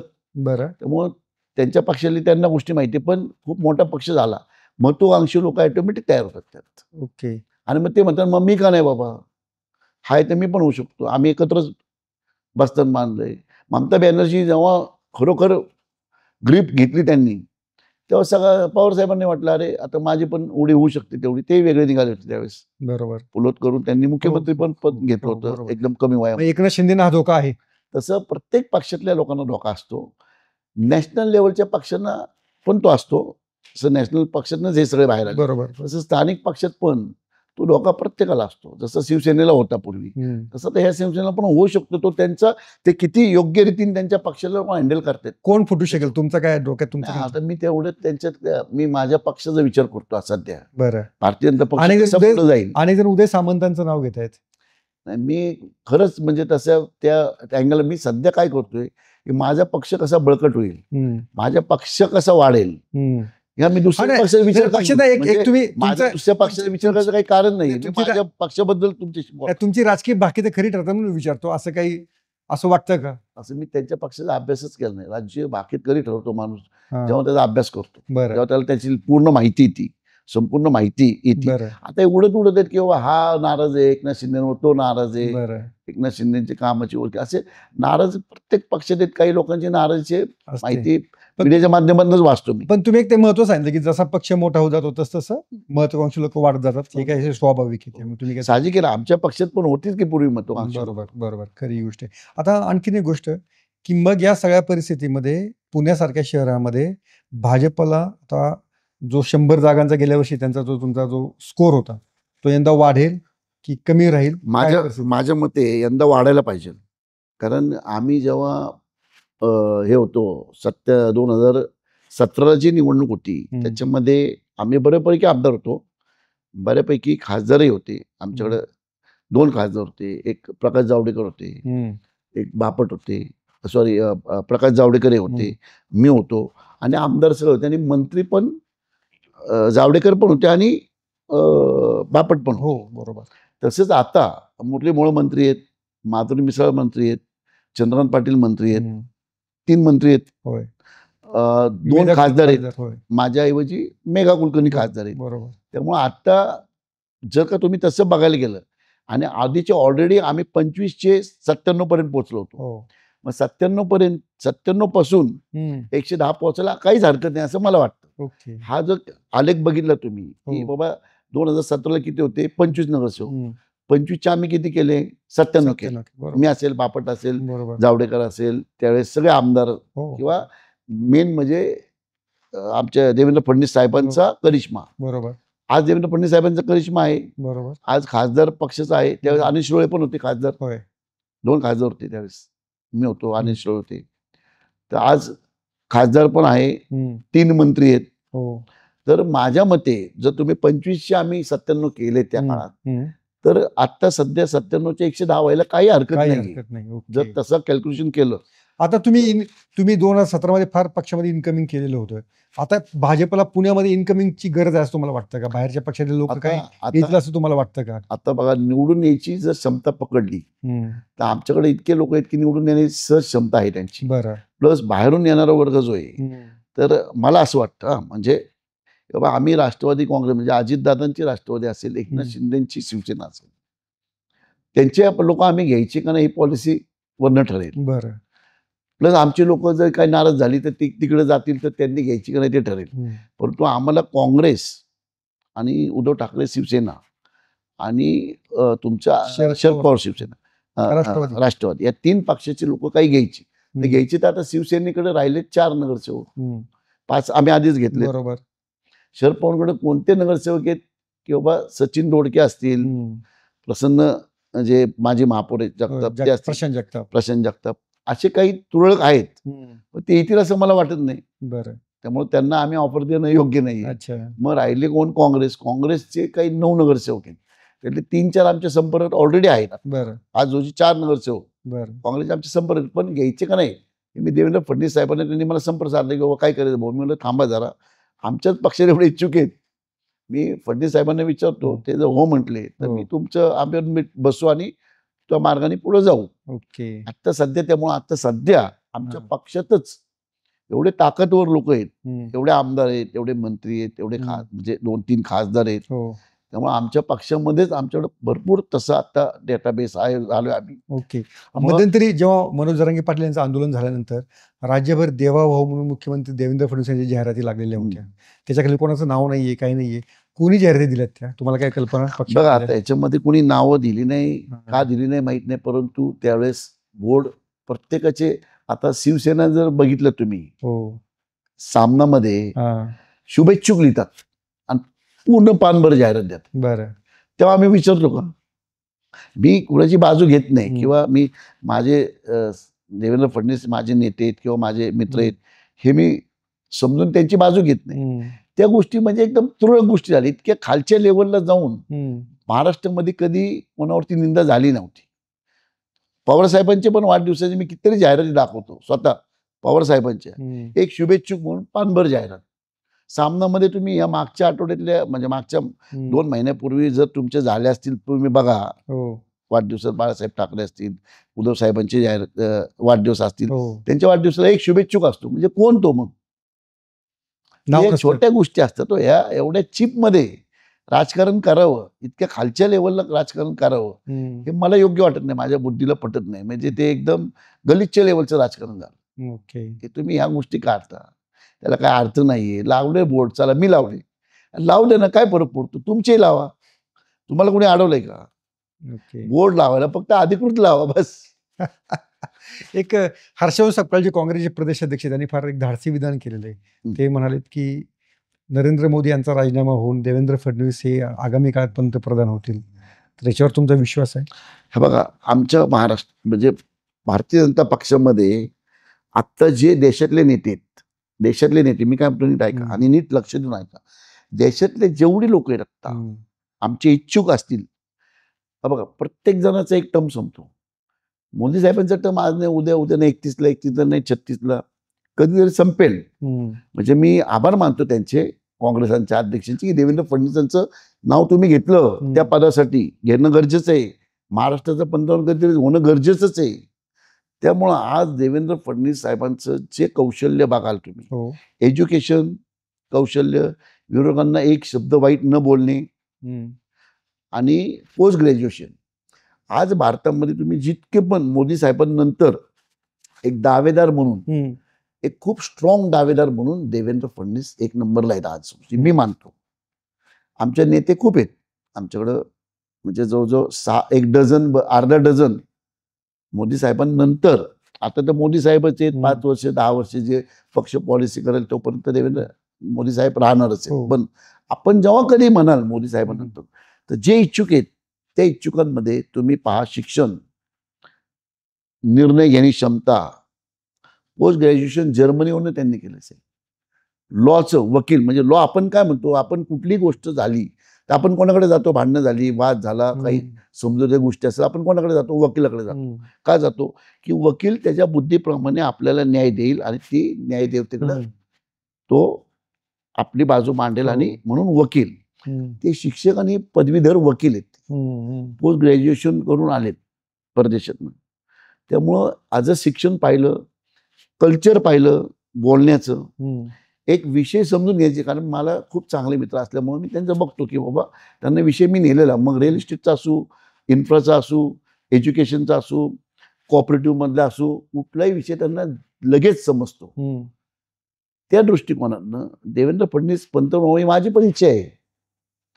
प्रत्येक महाराष्ट्रातल्या व्यक्तीची इच्छा असावी त्यांनी पंतप्रधान व्हावं. मग मी उलट काँग्रेसच्या अध्यक्षांना आभार मानतो की बाबा तुम्ही मान्य केलं की राहुल गांधी होऊ शकत नाही. मोदींनंतर कोण होणार? तर देवेंद्र फडणवीस होणार. म्हणजे काँग्रेसला चान्सच नाही हे त्यांनी स्वतः मान्य केलं. खूप मोठी गोष्ट आहे माझ्यासाठी आणि आमच्या पक्षासाठी. महाराष्ट्रातले जे देवेंद्र फडणवीस यांचे जे समर्थक आहेत ते सध्या देवाभाऊ असं जप करत असतात. प्रसाद लाड असतील, नितेश राणे, चित्रा वाघ. तुम्ही एवढे कधी देवाभाऊ करताना दिसत नाही कधी तुम्ही? हे बघा काय असतं, नुसतं देवा मला पाव म्हणण्यात काय अर्थ नसतो. देवाभाऊ ज्याला त्याला आपापल्या कल्चरप्रमाणे काय बोलायचंय त्याला स्वातंत्र्य आहे. मी मनात ठेवतो, माझ्या मनात त्यांना माहिती आहे. म्हणजे अर्थात देवेंद्र फडणवीस साहेबांना माहिती आहे की नाना काय आहे काय नाहीये. माझा स्वभाव 100% त्यांना माहिती आहे. तर मला जर ते म्हणले नाना मला देवाभाऊ म्हणलेलं आवडतं तर मी 100% म्हणेल. तो भाग वेगळा आहे. पण तो मला साहेब म्हणलेलं आवडतं. त्यामुळे मी साहेब म्हणून नेहमी म्हणतो ना. कधी कधी गमतीत मेसेज पण करतो, देवाभाऊ आज भेटूया का? ते म्हणजे हसत ओके येस. पण मला पहिल्यापासून सवय मला साहेब म्हणायची. मी मध्ये देवाभाऊ म्हटलं तर त्यांना वेगळं काहीतरी वाटेल आणि मला पण माझ्या कल्चरला पण ते नाही बसत किंवा मी पहिल्यापासून जे बोलतो तेच बोलणार. त्यामुळे मी साहेब पण म्हणतो. असं काहीतरी देवाभाऊ म्हणण्यानी काही वेगळं चमत्कार होत असेल किंवा मी देवाभाऊ म्हणण्यानी साहेब पंतप्रधान होणार असेल तर मी उद्यापासून लगेच सुरू करतो देवाभाऊ म्हणलं. माझ्या साहेबांना म्हणजे माझ्या मित्राला असं किंवा माझ्या नेत्याला देवाभाऊ म्हणण्यानी फायदा होत असेल तर मी आता लगेच तुमच्या चॅनलला सांगतो किंवा मी आतापासून देवाभाऊ म्हणतो. कुणी काय म्हणण्यानी त्या माणसाच्या त्या व्यक्तीच्या पारड्यात काय पडतं हे ठरलेलं आहे. त्यामुळे असं काही नसतं. कोण काय त्यांचा आदर आहे किंवा सगळ्यांचं किंवा देवाभाऊ म्हणू आपण, ते सगळे म्हणतात. त्यामुळं असं काही त्याच्यामध्ये कुठलं इश्यू करण्यासारखा विषय नाही. त्यांच्या बुद्धीला पट्ट आपण देवाभाऊ म्हणावं, ते देवाभाऊ म्हणतात. मला साहेब म्हणले देवाभाऊ म्हण, मी किंवा माझ्या बुद्धीत काही वाटलं की नाही देवाभाऊ योग्य आपण बोलू तर मी बोलतो. मी मेसेजमध्ये मी कधी कधी बोलतो त्यांना. पुण्यामध्ये आधी सुरेश कलमाडी यांनी नेतृत्व केलं, नंतर गिरीश बापरे यांनी केलं. आता असं वाटतं का केंद्रीय राज्यमंत्री मुरलीधर मोहोळ हे आता पुण्याचे पुढचे कारभारी नेते ठरतील? त्यांचा परफॉर्मन्स तुम्हाला कसा वाटतो? म्हणजे बघा कारभारी आणि नेता असं कुणी कारभारी आपण मला म्हणायचे मी कारभारी होतो असं होत नसतं. मी नेता होतो असं होत नसतं. स्वतःला म्हणून घेऊन काही होत नसतं. जनतेने ठरवायचं असतं आणि पक्षाने ठरवायचं असतं. पक्षाने आता देवेंद्र फडणवीस असतील, आमचे मोदी साहेब असतील. आता मुरली मोहळांचा विषय असेल तर तो दिल्ली लेवलचा आहे. बरं, आता ते राज्यात नाहीये. तर ते तिथल्या दिल्लीच्या नेत्यांनी ठरवायचं किंवा पुण्याचं पूर्ण कारभारी त्यांना करायचं का? आणि कारभारी म्हणजे काय हेच मला कन्सेप्ट कळाली नाही. बरं, कारभारी म्हणजे काय की एक हाती सत्ता त्यांच्या हातात द्यायची अख्खी पुण्याची, ते कारभारी. पण असं काही नाही. संपूर्ण यंत्रणा आणि संपूर्ण संघटक जे करू शकतं ते कारभारी कुणीच करू शकत नाही. ना कलमडेंनी केलं. कलमडेंनी काहीच केलं नाही. त्याला आमदार मदत करायचे, शरद पवार मदत करायचे. त्यामुळे असं कारभारी कुणी ठरू शकत नाही. किंवा असं कारभारी वाक्य एकदम तुच्छ वाटतं की असं एकदम झोपडपट्टी कॉर्नरच्या कुठेतरी टपरीवर लोक बसलेत, 4 लोक बसलेत, तू ह्याचा कारभारी, तू त्याचा. असं कारभारी वगैरे संघटना असते. त्या संघटना काम करते. म्हणजे मुरली मोहोळ असतील, चंद्रकांतदादा असतील, मी असतील, आम्ही एकटे काही करू शकत नाही. संघटना आहे. पुणे शहर हे भाजपची एक मोठी संघटना आहे. तुम्हाला 100% माहिती असेल. RSSच्या रूपाने भाजपाला खूप मोठी संघटना हातात मिळालेली भारतीय पुणे शहरामध्ये पक्षवाढीसाठी. तर मग मुरली मोहोळ पण मदत म्हणजे होऊ शकते. चंद्रकांतदादांची मदत, माधुरीताईंची मदत होऊ शकते. धीरज घाटे त्याची मदत होऊ शकते पक्षासाठी. आणि सगळे स्थानिक नगरसेवक जे आहेत आमचे त्यांची सगळ्यांची मदत होऊन सत्ता स्थापित होती. कुणीही कारभारी नाही होऊ शकत पुण्याचा, कारण हा पक्ष संघटना आहे. त्यामुळे कारभारी वगैरे हे काही तुम्हाला छोट्या गोष्टी आहेत. छोट्या गोष्टी आहेत. पण असं शेवटी एक नेता लागतो, एक शहराला एक चेहरा लागतो. एक चेहरा असला नाही. मग तो स्थानिक- मुरलीधर मोहोळामध्ये तो चेहरा आहे असं तुम्हाला वाटतं का? हे बघा, एक स्थानिक जी काही निवडणुका असतात, ह्या स्थानिक प्रत्येक फेस व्हॅल्यूवर असते. इथे खासदारकी निवडणूक नाहीये किंवा आमदारकी निवडणूक नाहीये, इथं फेस व्हॅल्यू असतो. कारण नगरसेवक हे खूप छोटा, आता 4चा प्रभाग असेल तरी तो तेवढ्या पुरता असतो. होय. तो माणूस घराघरामध्ये जो पोचतो तो निवडून येतो या निवडणुकीमध्ये. आणि आमच्याकडे एकच चेहरा आहे महाराष्ट्रामध्ये, ते म्हणजे आता तुमच्या भाषेतला देवाभाऊ. बरं. एकच चेहरा आहे. त्या चेहऱ्यावर आम्ही 2017ला पण निवडणूक लढल्या आणि आता येणारी निवडणूक पण त्या चेहऱ्यावर लढू. 2023 आता जे 24 झालं लोकसभा विधानसभा, ती पण त्याच चेहऱ्यावर लढलो आम्ही. आणि येणाऱ्या निवडणुका ज्या आहेत त्या तुमच्या माहितीसाठी सांगतो, तुम्हाला माहिती पण असेल की महाराष्ट्रातल्या सगळ्या महानगरपालिका आहेत. मग कुठला एक चेहरा नाही, आमच्याकडे फक्त एकच चेहरा आहे, तो देवेंद्र फडणवीस. तोच चेहरा घेऊन आम्ही जनतेसमोर जाणार. याचा अर्थ मुरलीधर मोहोळांना तुम्ही नेता नाही म्हणत? नाही, मी चेहरा नाही म्हणत, आम्ही कार्यकर्ते आहोत. मी असेल, मुरली मोहोळ असतील, चंद्रकांत दादा असतील, हे आम्ही कार्यकर्ते आहोत भारतीय जनता पक्षाचे. आणि भारतीय जनता पक्षाने महाराष्ट्रामध्ये एक चेहरा दाखवलेला आहे. त्या चेहऱ्याच्या बाहेर आम्ही जाण्याचं, म्हणजे मुरली मोहोळ पण असतील, मी पण असेल, चंद्रकांत दादा पण असेल, सगळे हेच सांगतील तुम्हाला, चेहरा हा एकच आहे, देवेंद्र फडणवीस. राज्यात देशात चेहरा एकच आहे, नरेंद्र मोदी. दुसरा चेहरा कोणी नाही. आणि पुण्यातही मुरलीधर मोहोळ नाहीत. मी आता सांगितलं तुम्हाला की मुरली मोहोळ नाही, मी नाही, चंद्रकांत दादा नाही, माधुरीताई नाहीत. आम्ही हे सगळे एका चेहऱ्याच्या मागे आहोत. ओके. म्हणजे जमतो ना की जितके पण चेहरे आहेत त्याच्या पुढे एक चेहरा आहे आणि आम्ही मागे बॅकग्राऊंड आम्ही आहोत. तुम्ही आहात. ओके. तुमचा जो काही 50 नगरसेवकांचा गट होता, तर त्याला यंदा तिकीट मिळतील का? तुम्ही तुम्हाला बघा, माझ्या तुम्ही तेवढे सक्रिय आहात का? ऐका ना, मला जितकी माहिती आहे आता, जे मी अजून पूर्णपणे आत्ताची प्रभाग रचना झाल्यात. प्रभाग रचना अशा झाल्यात की बरेचसे वार्ड तुटलेत, बरेचसे आत घेतलेत. जाऊ दे, आम्हाला काही फरक पडत नाही. भारतीय जनता पक्ष प्रभाग कसे पडू निवडून यायची क्षमता आहे. तुम्हीच केली, भाजपच केली असं म्हणतात लोक. ही प्रभाग रचना केली भाजपच्याच लोकांनी केली असं विरोधकांचा आरोप आहे. कशी झाली तरी आम्हाला फरक पडत नाही. कुणी केली हे आम्ही भारतीय जनता पक्ष नसतो, आयुक्त ठरवतो त्या गोष्टी.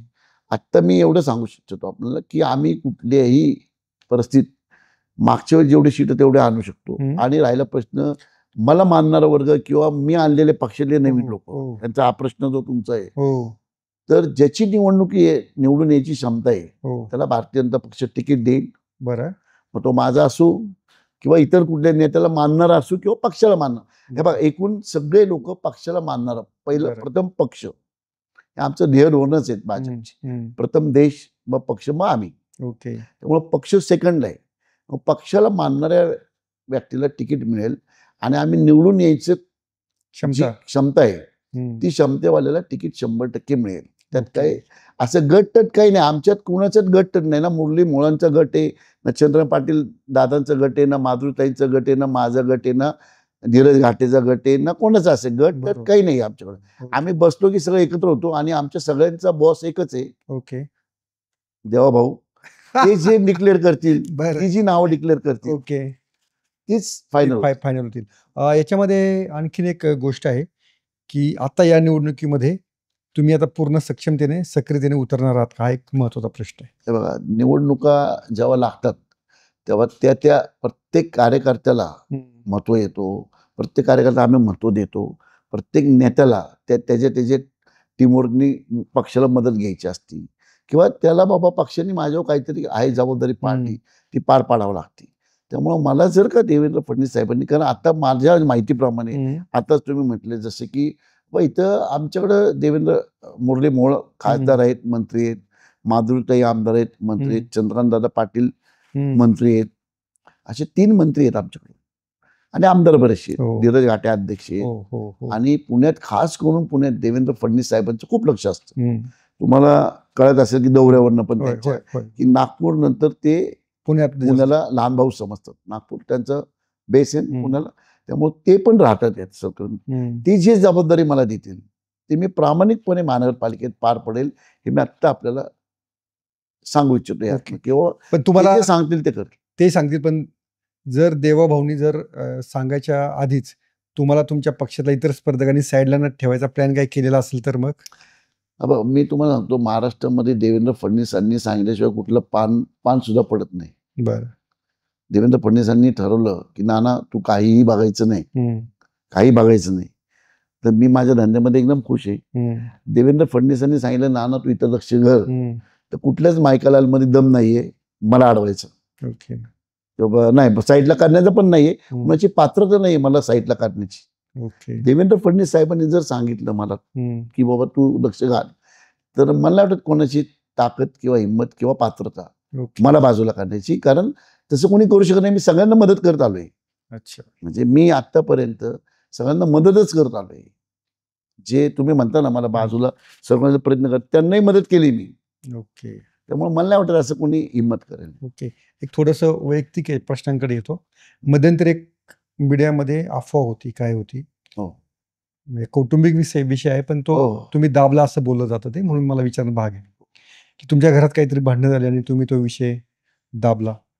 नाही बघा, आणि ती पोलीस केस पण झालेली होती. नाही, असं मला बरं झालं तुम्ही हा प्रश्न विचारला, कारण मीडियानी, मला असं वाटतं की मीडियानी आहे ना जर तरवरती जाऊ नये. बरं. जर तरवर राजकीय लोक जातात, मीडियानी जाऊ नये. बरं. मीडियानी वस्तुस्थिती जावं, वस्तुस्थिती खोलवर जातच नाही. काय होतं, एका माणसाला जो प्रसिद्ध असतो त्याला मीडिया असं म्हणते की बाबा ह्याची काहीतरी बातमी लावली तर मला मायलेज मिळेल, माझे इतके व्ह्यूज होतील, इतके लोक बघतील, त्याला कॉमेंट्स येईल.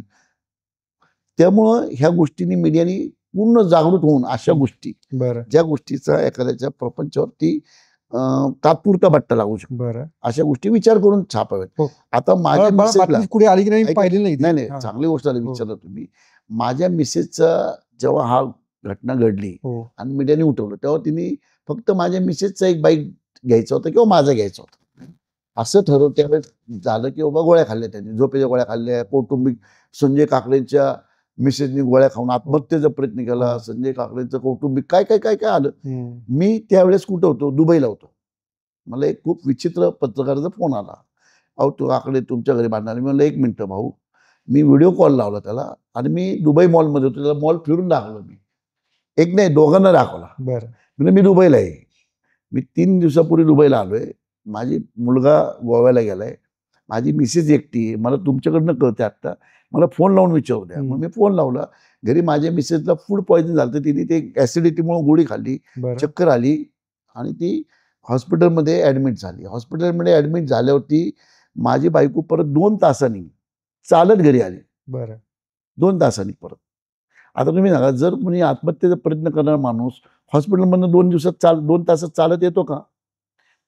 नंतर रुबी हॉलमधल्या डॉक्टर सांगितले ते फूड पॉयझनचं हे होतं, जो गॅस जो होता पोटात तो काढला आणि त्या घरी गेल्या.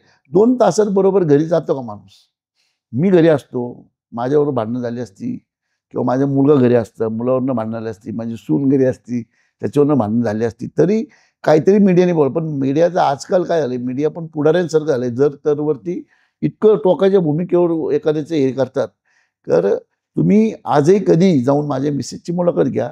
मी सांगितलं बरं ह्यात काही तथ्य असतं तर 2 तासात चालत आलं असतं कोणी घरी? बरोबर. 2 तासात परत सोडतो डॉक्टर. आणि माझ्या मिसेसच्या वाद व्हायचं काही कारण होतं, मी दुबईला होतो. माझ्या मुलाचं मिसेसचं काय व्हायचं कारण नाही, ते विथ फॅमिली दुबईला होतं, गोव्याला गेलते. माझा मुलगा उलट गोव्यावरनं ते मीडियाचं एवढं बघितलं, सगळं गोव्यावरनं बघितलं, बायको माझी घरी आली होती, तो गोव्यावरनं. कोण करते असं? आता काय मला कळत नाही की इतक्या खालच्या लेवलला पत्रकारच करतात, दुसरं कोण करतं? पत्रकारांनी माझ्या मिसेसची इंटरव्ह्यू न घेता बातमी चालवली. म्हणजे पत्रकारच येत नाही, मला तरी विचारायचं मग चालवायची बातमी. पण ते लगेच ब्रेकिंग न्यूज हा त्या. बरं माझ्या असं मला काही पत्रकार म्हटले जे ह्यात नव्हते सामील, त्यांना म्हटलं काय रे यार तुम्ही असं घरचं माझं काही नसताना अशा बातम्या येतात, काय भानगडे नक्की काय आहे? ते म्हणले साहेब तुमच्यावर प्रेम करणारे कमी लोक आहेत का? त्यांनी पत्रकारांना सुपारी दिली असेल. म्हणजे आता ही पत्रकारपणे सुपारीची गोष्ट जाती, त्यांनी सुपारी दिली असेल. जर असं झालं दचा मा करा आणि करा काकडेंना पत्नी. पण संजय काकडे पत्नी म्हणायचं काही कारण नाही. सगळ्या महाराष्ट्राला संजय काकडे काय माहिती. माझ्या मिसेसची माझी भांडणं झाली असती तर मी स्वतः प्रेस कॉन्फरन्स घेऊन सांगितलं असतं, हो माझ्या मिसेसची माझी भांडणं झाली, माझ्यामुळे तिने असं असं केलंय बाबा, काय आमच्या वैचारिक धारा वेगळी झाली भांडण झाली, असं मी स्वतः स्पष्ट सांगितलं असतं. बरोबर. पण कुठलीही शहानिशा करता मी एक चांगला पत्रकार आहे, त्याला मी फोन लावला ह्या गोष्टी. काय रे म्हटलं, बाबा काय ते म्हणले, तुझ्या चॅनलला नाही आलं का म्हटलं, रे तू द्यायला पाहिजे होतं. मी माझा मित्र आहे दीपक दराडे, त्याला पण म्हणलं, तू का नाही दिलं तुझ्या चॅनलला, द्यायला पाहिजे होतं म्हटलं, सगळ्यांनी दिलं तर. तो म्हणला आपली मैत्री. अरे म्हटलं मैत्री काय, तू शहानिशा केली, तुला माहिती आहे म्हणजे त्यात गुन्हा family दाखल नाही झाला, background हे दाखल झालं, त्याच्या आधी बातमी कशी काय, असं मलाही प्रश्न पडलेला होता तेव्हा. त्यात गुन्हा काय दाखल झालेला होता का? नाही, गुन्हा बिना काहीच दाखल नव्हतं. मग कुठनं सोर्स काय माहिती, असं काय लोकांना कसं काय काय मला कळत नाही की बाबा हे, म्हणजे मला एक पत्रकारांनीच सांगितलंय की बाबा तुझ्यावर प्रेम करणारे खूप लोक आहेत पुण्यामध्ये, शहरामध्ये, राज्यामध्ये. ते आमच्या पत्रकारांना खुश करतात. खुश केले की काही बातम्या देतात तुझ्याबद्दल संजय. म्हणजे यार असं तर नव्हतं करायला पाहिजे की तुम्ही विचारत होता मिसेसला माझ्या जाऊन की बाबा काय आहे ताई, तुमचं काय नक्की प्रॉब्लेम आहे, डॉक्टरने विचारतो. तुम्ही द्या ना, जे वस्तू ती द्या, माझं काही म्हणणं नाहीये. ओके. तुमच्या म्हणण्यानुसार असा काही प्रकार काही घडलेला नव्हता? 1,00,000% असं कुठलाही प्रकार घडणार नव्हता की जेणेकरून माझी मिसेस असल्या काही गोष्टी करेल. ओके. 1,00,000% घडलं. म्हणजे घडलं असतं मी सांगितलं असतो, माझी मिसेसची भांडणं झाली. आमच्या संसाराला 33 वर्ष झाले लागणार माझ्या. 33 वर्ष. 33 वर्षात असं कधी झालं नाही. त्या दिवशी फूड पॉइझनचा प्रॉब्लेम झाला. ती गेली, ॲडमिट झाली. पण तिथे ॲडमिट होताना ती बेशुद्धच होती. म्हणजे पण मग डॉक्टरने सांगितलं फूड पॉइझन झालं. आम्ही सगळं इंजेक्शन दिले, पेन किलर, आणि मग बायको माझी चालत तिच्या गाडीत आली गेली. ओके. 2 तासात. 2 तासात. म्हणजे हे घडलं काहीतरी 3 का 3:30ला. 5:30 तर माझी मिसेस घरी होती. ओके. तुम्ही मगाशी बिझनेस विषयी बोललेला होता. तर आता ज्या याच्यामध्ये फायनान्शियल वर्तमानपत्रामध्ये आम्ही ज्या बातम्या पाहतो, तुम्ही तुमच्या काही इस्टेट HDFCला विकलेल्या आहेत किंवा इतर बँकांना काही विकलेल्या आहेत. तर काही तुम्ही आर्थिक क्रंचमध्ये तुम्ही होतात का, किंवा काही नाही, अडचणी काही हे होतात बघा, का? मी कुठलीही जागा बँकेला विकली नाही. बरं. माझ्याकडं किंवा कुठल्याही बँकेचं लोन, HDFCचं लोन माझ्यावर बिलकुल नव्हतं. बरं. माझ्याकडे HDFCचं इक्विटी होती. इक्विटी म्हणजे माझे पार्टनर होते. हो. IL&FS माझी पार्टनर होती बुगावरती. ते माझ्याकडे पार्टनर आले 2008ला. पण त्यांना 10 वर्षाचं एक्झिट असतं. बरं. परदेशी फॉरेन फंड होता. ओके. HDFC आणि IL&FS त्यांचे इंडियामधले मॅनेजमेंट कंपनी होती. म्हणजे ओके. तो फंड मॅनेज करणार होता. राईट. पण माझ्याकडनं सिंगापूरवरून डायरेक्ट अबुधाबी गव्हर्नमेंटचे पैसे आले. ते 2008 मध्ये आले होते आणि 2018ला एक्झिट होतं त्यांचं. बरं. त्यांचं एक्झिट वेळेत न झाल्यामुळे ते कोर्टात गेले होते, काय काय झालं. पण माझी ती जागा, त्यांच्यावर घेतलेली जागा तशी होती. मग त्यातलं मी काही FSI विकला, ओके. त्यांना एक्झिट दिलं. म्हणजे मला लोणावळ्याची जागा आय थिंक. नाही, भुगावची. भुगावची. भुगावमध्ये एक टाउनशिप आहे. बरं. त्याच्यामध्ये ते लोन पार्टनर होते माझे. बरं. त्या पार्टनरना वेळेत त्यांचं प्रॉफिट न गेल्यामुळे ते कोर्टात गेले. बरं. प्रोजेक्ट झाला नाही तर प्रॉफिट मिळू शकत नव्हतं. राईट. पण त्यांना एक्झिट व्हायचं होतं. म्हणजे त्यांना गव्हर्नमेंटने, RBIने सांगितलं होतं की तुम्ही हे पैसे आणा, तुम्ही इक्विटी घ्या. त्या इक्विटी नंतर तुम्ही तुमचं 10 वर्षांनी तुम्ही एक्झिट व्हा. बरोबर. त्यांना एक्झिट ते वेळेत झाले नव्हते, म्हणून ते कोर्टात गेले होते. कोर्टानंतर आम्ही कॉम्प्रोमाइज डिग्री दाखल केली बरं. आणि त्यांना जे 300 कोटी रुपये द्यायचे ते आपण नेऊन टाकले त्यांना. ओके. आम्ही भुगावचा काही पार्ट विकून, बरं. काही पार्ट विकला भुगावचा. म्हणजे ओके. माझ्या टाउनशिपच्या 3 फेज विकले, त्यातले बाकीचे आहेत आपले. बरं. ओके. बाकी मला कुठल्या बँकेचं लोन जे होतं ते हम्म. मी बऱ्यापैकी, म्हणजे लोन मला 50-60 कोटी रुपयेच होतं. बाकी सगळं इक्विटी होती. इक्विटी आणि लोन मध्ये फरक आहे. फरक आहे. राईट. इक्विटी म्हणजे काय होतं, पार्टनर. बरोबर. पार्टनरना प्रॉफिट मधनं पैसे द्यायचे असतात. बरोबर. आणि लोन म्हणजे आपण एखाद्या प्रोजेक्टवरती लोन घेतलं होतं. तर मी HDFCचं लोन घेतलंच नव्हतं, बरं. IL&FSचं लोन घेतलं होतं. मी पंजाब नॅशनल बँकेचं एक लोन घेतलं होतं. ते एकदम 12-13 कोटी रुपये राहिले, बाकी सगळे फेडले मी त्यांचे. ओके. नंतर दुसरं लोन मी सारस्वत बँकेचं घेतलं होतं, 100 कोटी रुपये. त्यांच्याकडे 20 कोटी रुपये राहिले, बाकी सगळे पैसे फेडले त्यांचे. ओके. दुसरं इंडिया बुलचं घेतलं होतं, त्यांचे 150 मी फेडले. म्हणजे आता माझ्याकडे लोन, हे जे मला भारतीय जनता पक्षाने 2024ला तिकीट मिळू नये की बाबा हा कर्जबाजारी झाला, बाबा हा आर्थिक अडचण झाला, बाबा ह्याच्या फॅमिलीचं डिस्टर्बन्स आहे, ह्या सगळ्या गोष्टीसाठी फक्त तिकीट मिळू नये म्हणून माझ्यावर प्रेम करणाऱ्या लोकांनी या सगळ्या पेपरला बातम्या दे, पेपरला मॅनेज कर, पेपरला काहीतरी हे कर, आणि या बळच उठवलेल्या बातम्या आहेत. ओके. त्यात कोर्टात गेला, कोर्टात एखादी ऑर्डर झाली, हो. म्हणजे मी त्या कोर्टाला तथ्य आहे नाही ते शहानिशा चेक करा, त्याच्यानंतर तुम्ही बातमी दिली पाहिजे. मला लोन आहे म्हणून बातमी दिल्या लोकांनी, कर्ज आहे म्हणून बातमी दिली. त्यांना कळलं नाही इक्विटी आणि कर्ज. काही दुर्दैव आपल्या देशाचं की काही पत्रकारांना इक्विटी आणि लोन यातला फरकच कळत नाही. इक्विटी काय असते, लोन काय असतं. आता तुमचा ग्रुप आता आर्थिकदृष्ट्या आता माझ्या माहितीप्रमाणे म्हणजे जो मी कधी, म्हणजे भारतामध्ये मी बिझनेस चालू केला 87 मध्ये. बरं. त्या 87 पासून आज तगळे 4 मंदी आणि तेजी, चढ उतार येतात. रिअल इस्टेटमध्ये असू, कुठल्याही क्षेत्रामध्ये चढ उतार येत असतात. हो. तर चढ उतारामध्ये मी 4 ते 5 चढ उतार बघितलेत. माझ्या बिझनेस चढ उतारामध्ये कधी मी अशी खाली गेलो नाही किंवा मी कुठं खूप आर्थिक अडचणीत आलोय असं आजपर्यंत झालं नाही, आजही झालं नाही. पण लोकांचं अफवा उठवतात की दचम्मा करतात बाबा. पण जेव्हा आर्थिक चढ उतार आता पण जेव्हा आता आर्थिक आज रोजी पण बघा, आता हो. आमच्याकडे 3 टाउनशिप आहेत माझ्या. बरं 3 टाउनशिप म्हणजे लोणावळ्यात 250 एकर आहे, भुगावला 150 एकर आहे, कोंडव्याला 250 एकर आहे. छोटे मोठे प्रोजेक्ट 1.5 कोटी स्क्वेअर फूट छोटे मोठे टाउनशिप सोडून. म्हणजे माझ्याकडे आज रोजी भरपूर काम आहे. म्हणजे मी विथ प्लॅन सँक्शनची कामं इतकी आहेत माझ्याकडे, मी तुम्हाला दाखवू शकतो की माझं हे बाबा न आकडा सांगणं इथपर्यंत काम आहेत माझे, की आकडा कशाला सांगत बसेल बरोबर. मी, काही कारण नाही. ठीक आहे. आकड्याचं नाही गरज पण पण तुझी वेल सेट आहे. तुम्ही कुठंही मार्केटमध्ये वस्तुस्थितीला गृहीत धरून जर बघितलं तर काहीही माझ्या कुठल्याही आर्थिक अडचण कधी नव्हतो मी, न कधी आलो मी. फक्त हे काय ते बँकेचं लोन मी तुम्हाला आधीच पहिल्यांदा सांगितलं, मी 10 वर्ष राजकारण कंटिन्यू करून माझ्या बिझनेसकडे थोडं दुर्लक्ष झाल्यामुळं हे सगळ्या गोष्टी थांबल्या होत्या. ओके. त्या आता मी 99% गोष्टी क्लिअर केल्या. आता ह्या मार्चमध्ये माझं ते एक मागं एका चॅनलला मी टाइम्स ऑफ इंडियाला दिलं होतं मी. ह्या मार्चमध्ये मी डेट म्हणजे माझं कर्ज शून्य, कर्ज काय 30-40 कोटी आहे, पण माझ्या पार्टनरना देणं पैसे ते पण देऊन या मार्चमध्ये मी पूर्ण डेट फ्री कंपनी होईल. पार्टनरचे देणं सगळं देऊन सरप्लस राहील मी. प्लस मला गेले 20 वर्ष काम पुरेल माझ्या कंपनीत, तेवढं काम आत्ता आहे माझ्याकडे. मग ते कमर्शियल असेल, हॉटेल असेल, टाउनशिप असतील, रेसिडेन्शियल असेल आणि चांगल्या लोकेशनला चांगले प्रोजेक्ट आहेत माझे. ओके. तुमच्याकडे अनेक सरकारी कॉन्ट्रॅक्ट पण होते. माझ्याकडे होते पूर्वी. जो अगदी पनवेलचा तुमचा टोल नाका तुमच्याकडे मी 2007 नंतर मुंबईचं तुमच्याकडे कचऱ्याचं हे होतं. काय झालं पुढे? 2007 साली मी इन्फ्रास्ट्रक्चर मध्ये थोडंसं काम करावं असं वाटलं होतं. बरं. त्या पद्धतीने मी तसे पार्टनर घेतले होते. 4-5 चांगले पार्टनर होते माझ्याकडे. अनेक नेते होते तुमचे पार्टनर? अनेक नेते तुमचे पार्टनर होते? नाही, नेते कोणीच नव्हतं, कंपन्या होत्या. म्हणजे जसं मी IL&FS पार्टनर होतो माझं, HDFC पार्टनर होतं, झॅन्डर पार्टनर होतं, तसं मी UPL म्हणून एक कंपनी आहे, जी जर कचऱ्यापासून फर्टिलायझर काढण्याची भारतामध्ये नंबर 1 कंपनी. मी गुगलवर चेक केलं UPL. तुमच्या United phosphorus, Ramky Mona, United phosphorus, Ramky Mona एक हैदराबादची कंपनी होती कचऱ्याची, ती पण बऱ्यापैकी मोठी आहे. अयोध्या रेड्डी त्याचे मालक. तुमच्याकडं माझ्याकडं IVRCL म्हणून एक कंपनी होती, त्याच्यामध्ये इन्फ्रामध्ये खूप मोठी कंपनी.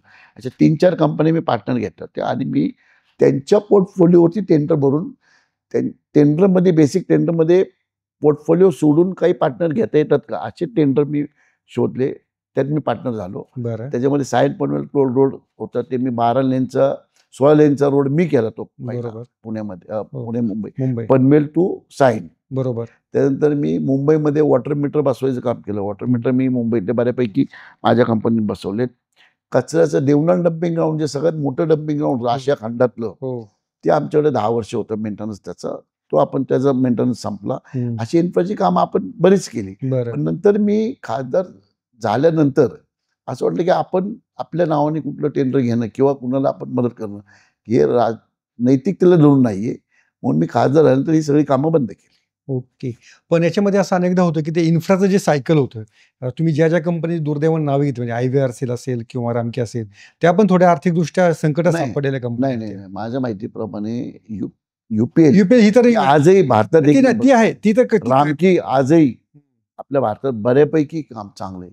कुठलंही लोन नाही त्या कंपनी. बघा तुम्ही त्याच्यामध्ये IVRCL माझ्यावर एकच कामाला होती, एकच काम होतं. पण त्यांचं भारतामध्ये एवढं काम घेतलं होतं. त्यांचे जे मालक होते मूळ, त्यांना थोडासा आजार त्यांच्या मागं लागला, त्यांचं कामाकडे दुर्लक्ष झालं. त्यामुळं ते 1-2 खाते 2-3 त्यांची खाती आपल्या महाराष्ट्राला नाही, हैदराबाद, बँगलोर, आंध्र प्रदेशची खाती NPA झाली आणि त्याच्यावर प्रशासक लागलं. बरोबर. पण त्या मालकाला मूळ आजार झाला, त्या मालकाचं दुर्दैवाने निधन झालं. ओके. त्यामुळे ते अडचण झाली कंपनी. म्हणजे माझ्या बरोबर काम करता येईल किंवा मग मी त्यांचं पार्टनर आहे म्हणून त्या अडचणीत आले किंवा त्यांचे आर्थिक गैरव्यवहार आहेत असं काही नव्हतं. मालकाला आजारी पडल्यानंतर मूळ मालक मेन चेअरमनच जेव्हा खूप मोठ्या आजाराला सामोरं जातो, त्यांना कॅन्सर झाला होता. कॅन्सर होऊन त्यांना खूप त्रास झाला. ते कॉमामध्ये गेले होते. जवळजवळ 3 वर्ष ब्रेन ट्युमर मध्ये कॉमामध्ये. त्यामुळे त्यांची कंपनी थोडी कॉलॅप्स झाली. परंतु त्यांच्या कंपनीत काम ऍसेट म्हणजे जेवढे येणं गव्हर्नमेंटचं असेल, जमिनी जेवढ्या असतील ते जास्त आहे लोनपेक्षा, असं मला ती माहिती आहे. पण तर मालक आजारी पडल्यामुळे ते कंपनी IL&FS तुम्ही मगाशी उल्लेख केला, ती पण IL&FS पण नाही. IL&FS काय होतं, IL&FS इन्फ्रास्ट्रक्चर म्हणून एक कंपनी, IL&F फायनान्स म्हणून एक होय कंपनी, होय पण IL&FS इन्फ्रा मध्ये आर्थिक गैरव्यवहार झाले, ती कंपनी काढलेली. बरोबर. माझा IL&FS पार्टनर नव्हतो. ओके. IL&FS काय परदेशातनं जेव्हा फंड येतो आपल्या देशामध्ये, हो तर ते स्थानिक कंपन्यांना, बरोबर. स्थानिक कंपन्यांना तो मॅनेजमेंटला देतात. मॅनेजमेंट त्यांची असते फक्त, बरं. देखरेख. हम्म. त्याच्यावर त्यांना 1% दरवर्षी जेवढे पैसे लावले तेवढे मिळतात. बरं. तर ओके माझे पार्टनर IL&FS नव्हते, माझे पार्टनरचे मॅनेजर IL&FS होते. ओके. माझे पार्टनर जे होते ते अबुधाबी गव्हर्नमेंट, सिंगापूर गव्हर्नमेंट यांनी अख्ख्या आशिया खंडातल्या एका सगळ्या टॉपच्या लोकांनी कंपनी म्हणते, आणि त्यातनं त्यांनी HDFCला पैसे दिले होते, IL&FSला पैसे दिले होते, आता त्यांनी कोटकला पैसे दिले, आणि त्यांचे पैसे व्यवस्थित बाहेर गेले, म्हणजे ओके. परदेशात परत गेले. परत गेले. Return. Okay okay. IL&FS infra जी कंपनी, इन्फ्रा मधली जी कामं होती हो, त्यांची हो. सब डिव्हिजन असतात बरोबर, राईट राईट. त्या इन्फ्रा कंपनीमध्ये त्यांना लॉस झाला, आणि त्या लॉसमुळे ती कंपनी आता NCLT मध्ये, आणि NCLT मध्ये आता काही लोक त्याच्यावर कंपनीत आहेत. बरोबर. पण IL&FS फायनान्स कंपनी नाही लॉसमध्ये गेली, अच्छा. आणि ही जी मालकाचे जे गव्हर्नमेंट पैसे दिले हे IL&FSचे नव्हतेच, हे बाहेरच्या त्यांनी फक्त मॅनेज केले परदेशातल्या फंडांचे. फंडांचे, ते त्यांनी फक्त मॅनेज केलेले होते. मग तुम्ही जेव्हा एवढं भाजपच्या जवळ गेलात, भाजपमध्ये होता, मग अनेक लोक असं म्हणतात की ही जी सगळी मंडळी असतात ती सरकारी ठेके किंवा कॉन्ट्रॅक्ट मिळवण्यासाठीच जातात. मग तुम्ही तसा काही प्रयत्न नव्हता नाही, केला? मी बघा, मला उलट, मी 2014ला खासदार झाल्या नैतिकता पाळली, आणि मी इन्फ्राची कामं बंद केली. बरं. मला माझ्या राजकारणातलं जे मला पद मिळालेलं आहे, घटनेमध्ये जबाबदारीचं पद आहे, त्यामुळे मी स्वतःच नैतिकता ठरवली की आपण इन्फ्रामध्ये काही कामं घ्यायची. त्यात माझी देवेंद्र फडणवीस साहेबांची मैत्री होती, सगळ्या राज्याला माहिती आहे. मी उगाच एखादं काम गव्हर्नमेंटचं घेतलं, बाबा संजय काकडे ते काम मिळालं, मग देवेंद्र फडणवीस साहेबांनी दिलं असेल, हे सुद्धा माझ्या मित्रावरती किंवा CM साहेबांवरती आरोप नको, म्हणून मी एकही काम ना त्यांना मागितलं खासदार झाल्यानंतर, ना मी कुठलं टेंडर भरलं. माझ्या कंपनीने एकही टेंडर खासदार झाल्यानंतर भरलेलं मला दाखवा, भरू शकलो असतो, कुठलंही मिळू शकलो असतो, पण माझ्या नैतिकतेने ते बसत नाही की बाबा आपण खासदार आहे, आपला मित्र एक जबाबदार व्यक्ती म्हणून त्या खुर्चीवर बसलेला आहे, आपण त्यावेळेस कुठलं टेंडर कॉम्पिटिशन मध्ये जरी घेतलं तर त्याचा वेगळा जाणार. बरोबर. त्यामुळे मी ते इन्फ्रा सोडूनच दिलं, म्हणजे नको, आपल्याकडे जमिनी भरपूर आहेत. बरं. आपण आपल्या जमीन, बरं, मी 14 नंतर एकही गव्हर्नमेंटचं टेंडर भरलं नाही. ओके. किंवा गव्हर्नमेंटनी कुठल्याही माझ्या प्रेम करणाऱ्या व्यक्तीने दाखवा की तू 14 नंतर ही जागा घेतली, ही गव्हर्नमेंटची निगडी होती, ही जागा घेतली ज्याच्यात तुला गव्हर्नमेंटने मदत केली, असं मी कुठल्याही माझ्या मित्राला शंकेचं पाऊल पण चुकचुकू नये म्हणून मी या गोष्टीत पडलेलं नाही. आता पुण्यातील रिअल इस्टेट क्षेत्राची स्थिती तुम्हाला कशी वाटते आहे, आणि त्याच्यामध्ये आता जे रेट आहेत इतके रेट वाढलेले आहेत की लोकांना असं वाटतं की आता हे टॉपअप झालेलं आहे, असं आता याच्या पुढे रेट वाटलं असं वाटत नाही. तुमचा अंदाज काय? पुणे शहरामध्ये आजही बघा रेट स्टेबल आहेत.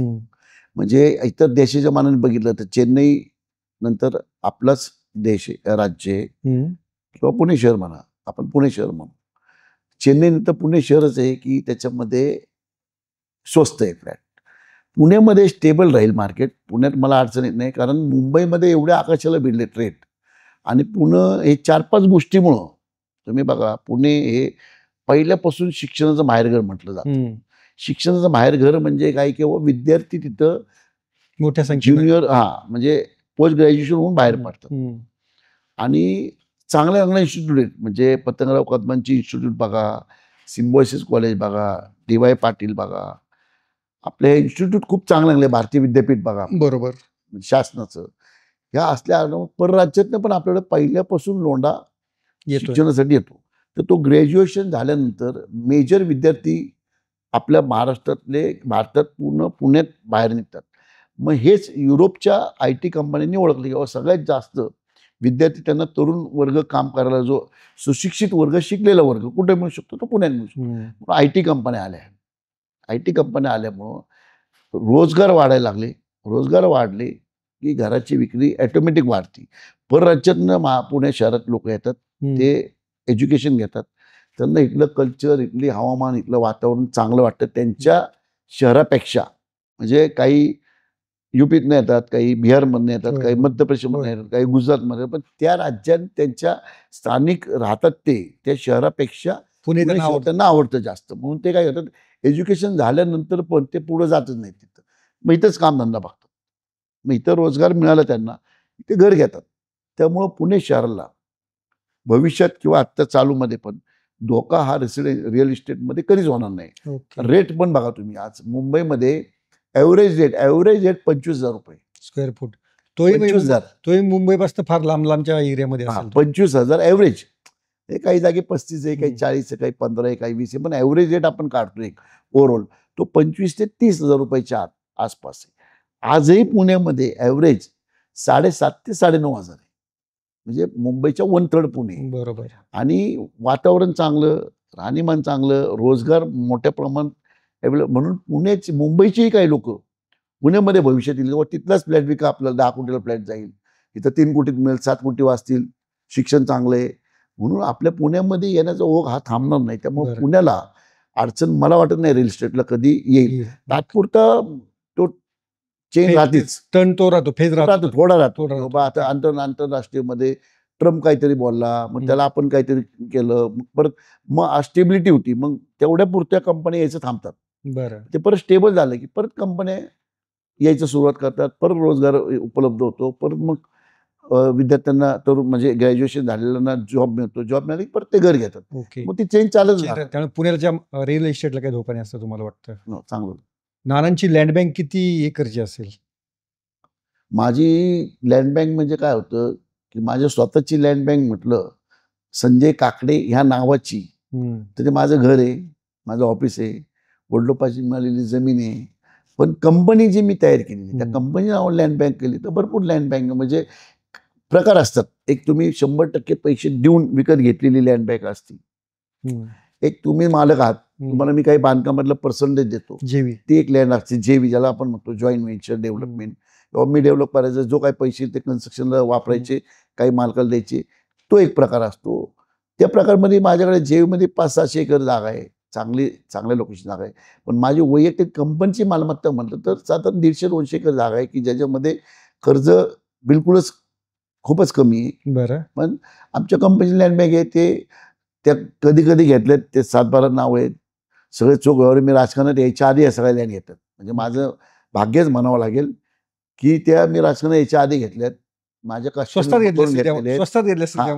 तेव्हा स्वस्त घेतले असतील. परंतु माझं हे भाग्य चांगलं आहे बाबा, मी लँड खासदार झाले तर काही डील केली. खूप तुरळक डील झाले, पण ते ओके. प्रायव्हेट जमीनचे, कुठलंही शासकीय त्याच्यामध्ये एकही स्क्वेअर फूट शासकीय जमीनचं मी डील केलेलं नाहीये. बरं. खासदार झाल्यानंतर किंवा खासदारच्या आधी पण केलेलं नाही. ओके. 1-2 प्रोजेक्ट केले होते BOT वरती, PWD मध्ये 3-4ला. बरं. पण त्यानंतर तुम्ही काही तसं? त्यानंतर मला वाटत नाही की काही केले. ओके. 2026 मध्ये राज्यसभेची इलेक्शन होणार आहे, तर तेव्हा नाना काकडे पुन्हा आपले हॅट त्या रिंगणामध्ये फेकतील का? नाही, आता नाना काकडे बघा 2012ला असेल तर मी उभा होतो अपक्ष. मला बऱ्याचशा लोकांनी सांगितलं तुम्ही विड्रॉ करा. माझ्याकडे 52 अपक्ष आणि छोटे पक्ष म्हणून 52 आमदार होते.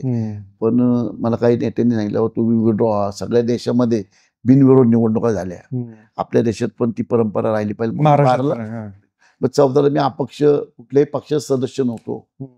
मला गडकरी साहेबांनी मदत केली, मला मुंडे साहेबांनी मदत केली, मला उद्धव साहेबांनी मदत केली, पृथ्वीराज चव्हाणांनी मदत केली, त्यावेळी ते मुख्यमंत्री होते. सगळ्या पक्षांनी मदत करून बाबा चल ठीक आहे, तुझ्याकडे एवढे अपक्ष 22 आमदार आहेत, छोट्या पक्षाचे तुला सपोर्ट आहे, तर आपण बिनविरोध करू. आणि मी बिनविरोध निवडून आलो. तेव्हा मी स्वयंभू होतो, म्हणजे एकटा होतो. आता मला एक भाजपचा प्रदेश उपाध्यक्ष मी आहे, देवेंद्र फडणवीसांना मानणारा कार्यकर्ता म्हणा किंवा त्याचा मित्र म्हणा, जे तुम्हाला योग्य वाटेल ते म्हणा. आता मला बंद नाही, मी असा आता नंगापुंगा नाहीये किंवा चला काय पण करा, आपलं राजा आपण, असं नाहीये बिलकुल. मग ते आदेश देतील, संजय तू लढ. ते म्हटले संजय तू पक्षाकडनं लढ तर मी लढेल. ते म्हणले संजय बघ रे, तू मला काय होऊ शकत नाही, अपक्ष लढ, तू बघ कर तुझं तू तरी लढेल. ते म्हणले गप्प बस, गप्पही बसेल. म्हणजे आता आपण कोणावर तरी अवलंबून आहोत, आपण कोणाला तरी मानतोय. आपलं श्रद्धास्थान आहे पक्षामध्ये. देवेंद्र फडणवीस हे महाराष्ट्रात श्रद्धास्थान आहे पक्षामध्ये, आणि मी पण त्यांना मानतो. त्यामुळं त्यांच्या शब्दाबाहेर जाणं मला आत्ता किंवा भविष्यात किंवा याच्या आधी कधी योग्य वाटलं नाही. हा, आम्ही तमाशा करायला सगळेच करतात अपेक्षेप्रमाणे, इच्छुक असताना तो आम्ही करतो. पण नंतर त्यांचा फोन आला किंवा ते की रिवर्स येतो आम्ही, तेवढं आम्ही केलं. 19ला केलं, 24ला केलं, ते म्हणले गप की आपण गप बसतो. ओके. कारण आपल्याला बंधनं असतात. एका पक्षाचं आपण जेव्हा सभासद होतो बरोबर. तेव्हा नैतिकता पण असते की त्या पक्षाचे सभासद आहोत आपण. त्यामुळे ते जे आदेश देतील ते आपण 100% करू. पण नाना होप 2026 मध्ये काय खासदार म्हणून तुमची मुलाखत आम्ही घेऊ अशा शुभेच्छांसह थांबूया आणि Thank you. शुभेच्छा म्हणून घ्या. येस 100% शुभेच्छा आपण कुठल्याही घेऊ शकतो. तुम्ही कुठल्याही देऊ शकतात. पण चांगली पण ते घडणं आणि न घडणं हे नेतृत्वाच्या हातात असतं, खरी आपल्या हातात नसतं. खरी गोष्ट आहे. नेतृत्व जो निर्णय घेईल तो आपण ऍक्सेप्ट करायचा असतो. आणि मी आजही आपल्याला सांगतो, माझं पिंड हे राजकीय नाहीये. त्यामुळे पद आलं तर मी तेवढ्या पदाचा संबंध ठेवून काम करेल. पद नाही आलं तरी माझ्या नैतिकतेला आणि पक्षाने उपाध्यक्षपद किंवा पक्षाचं सदस्यपद या नावाखाली मी पक्षाचं काम करत राहील, कार्यकर्त्यांचं काम करत राहील. मी तुम्हाला माहितीच असेल, मी प्रत्येक पक्ष म्हणजे इलेक्शन पुरतं मी विरोधी पक्षाला मानतो. इलेक्शन झालं मी विरोधी पक्षालाही मानत नाही. बरोबर. मग त्यामुळे आपली एक धारणा असते की आपण एक स्टेटस म्हणजे एक आपण व्यक्तिमत्व आहे, आपल्यामुळे 10 लोकांचे काम होतं. मी त्यावेळेस पक्षभिक्षा बघत नाही. माझ्याकडे काँग्रेस, राष्ट्रवादी काँग्रेस, शरद पवार साहेबांच्या गटाचे, उद्धव साहेबांच्या गटाचे सगळे लोक येतात, काम सांगतात. मी करतो जितकं जमेल तितकं काम करतो मी. ते म्हणजे उघड सांगतो मी सगळं. आणि ते आमच्या नेत्यांना पण माहिती आहे की नानाजी सगळ्या पक्षात मित्र आहेत, सगळ्या पक्षाच्या कार्यकर्त्यांचे जे आपल्याला शक्य आहे ते आपण करतोच. मग ते इलेक्शन पुरतं राहावं. आपल्या भारताची महाराष्ट्रीय संस्कृती इलेक्शन पुरतं निवडणुका असतात. आपण शत्रू असतो का तर नाही. विचारधारा वेगळी, विचारधारा कुठपर्यंत असते, निवडणुकांपर्यंत. निवडणुका झाली की ती विचारधारा न करता आपण पुण्याचं कसं हित होईल, पुण्याच्या अडचणी पुणे असलेला आपली मदत होती का ती करायची असती, ती करतो आपण. कोणाशीही करतो. तोच तुमचा आतापर्यंतचा मार्ग राहिलेला आहे. तो मार्ग आतापर्यंत जायला आणि कदाचित शेवटपर्यंत तोच मार्ग राहील. तर हे होते संजय नाना काकडे. अतिशय दिलखुलास मुलाखत त्यांनी दिली. हातचं कोणतेही राखून ठेवलेलं नाहीये. काही कारण ते काही कारण होतं त्यांना धन्यवाद लेट्सअपशी संवाद साधल्याबद्दल. Thank you so much. सोशल मीडियाच्या भाऊ गर्दीत विश्वासार्हतेने चकाकणारे नाव म्हणजे लेट्सअप मराठी. सगळ्यांना, सगळ्या नागरिकांना ती स्पीच, ती लेट्सअप वरील मुलाखती म्हणजे विचारांचा खजिना. त्यानंतरच्या निवडणुकीमध्ये मला सोडून गेले. बातम्या केवळ वस्तुस्थिती सांगणाऱ्या, न प्रोपगंडा, फक्त जनतेचा अजेंडा. क्योंकि आने वाला कल जाने वाला है, जाने वाला कल आने वाला है. राजकारण, मनोरंजन असो की क्रीडा क्षेत्र, महाराष्ट्राची स्पंदने संवेदनशीलतेने टिपणारे माध्यम म्हणजे लेट्सअप मराठी. जगासोबत एक पाऊल पुढे राहण्यासाठी लेट्सअपचे ॲप, सोशल मीडिया आणि वेबसाईट सोबत कनेक्टेड रहा.